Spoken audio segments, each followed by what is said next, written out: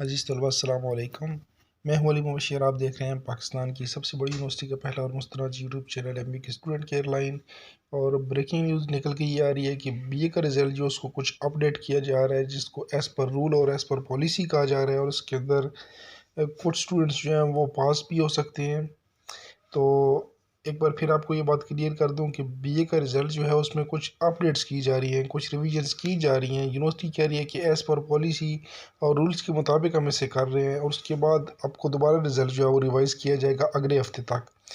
तो उसके अंदर कुछ स्टूडेंट पास भी हो सकते हैं, और उसके बाद यूनिवर्सिटी कह रही है कि हम कंप्लीटर्स को दोबारा अपडेट करेंगे। तो होप फॉर दी बेस्ट। लेकिन सूरत हाल ये है कि पहले गलत रिज़ल्ट आपने क्यों अनाउंस किया, अगर इसके बाद आपने दोबारा इसको अपडेट करना था। तो इसके ऊपर जो आपका यूनिवर्सिटी का सिस्टम है उसके ऊपर सवाल के निशान लग रहे हैं।